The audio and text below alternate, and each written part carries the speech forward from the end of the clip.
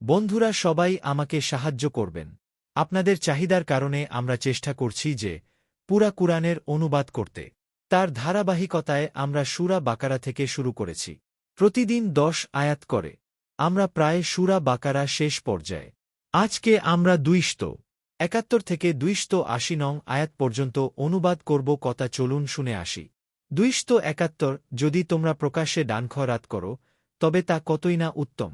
আর যদি খায়রাত গোপনে করো এবং অভাবগ্রস্তদের দিয়ে দাও তবে তা তোমাদের জন্যে আরও উত্তম। আল্লাহ তাআলা তোমাদের কিছু গোনাহ দূর করে দিবেন। আল্লাহ তোমাদের কাজকর্মের খুব খবর রাখেন।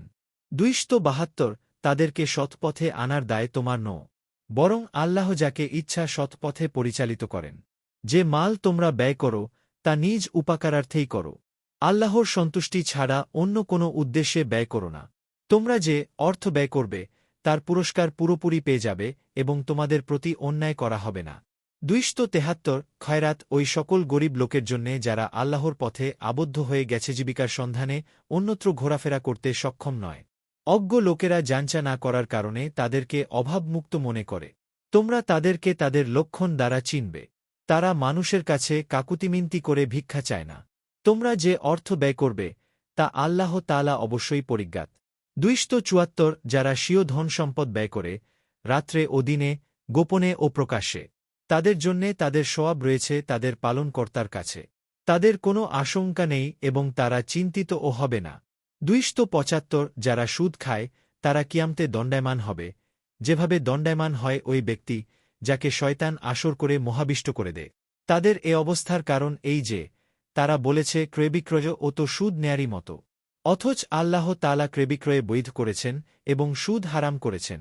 অতঃপর যার কাছে তার পালনকর্তার পক্ষ থেকে উপদেশ এসেছে এবং সে বিরত হয়েছে, পূর্বে যা হয়ে গেছে তা তার ব্যাপার আল্লাহর উপর নির্ভরশীল। আর যারা পুনরায় সুদ নেয় তারাই দোজখে যাবে।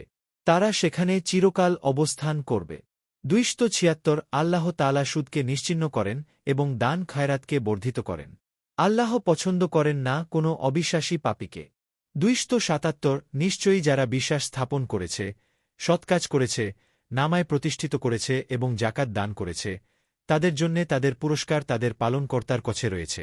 তাদের কোন শঙ্কা নেই এবং তারা দুঃখিত হবে না। 278 হে ঈমানদারগণ, তোমরা আল্লাহকে ভয় কর এবং সুদের যে সমস্ত বকেয়া আছে তা পরিত্যাগ কর, যদি তোমরা ঈমানদার হয়ে থাকো। 279 অতঃপর যদি তোমরা পরিত্যাগ না করো তবে আল্লাহ ও তার রসুলের সাথে যুদ্ধ করতে প্রস্তুত হয়ে যাও। কিন্তু যদি তোমরা তোবা করো তবে তোমরা নিজের মূলধন পেয়ে যাবে। তোমরা কারও প্রতি অত্যাচার করো না এবং কেউ তোমাদের প্রতি অত্যাচার করবে না। 280 যদি খাতক অভাবগ্রস্ত হয় তবে তাকে সচ্ছলতা আসা পর্যন্ত সময় দেয়া উচিত। আর যদি ক্ষমা করে দাও তবে তা খুবই উত্তম যদি তোমরা উপলব্ধি কর। ভিডিওটি ভালো লাগলে চ্যানেলটি সাবস্ক্রাইব করে পাশে থাকা বেল বাটনটি চেপে দিন এবং ফেসবুক পেজটি ফলো দিয়ে পাশে থাকবেন। ধন্যবাদ।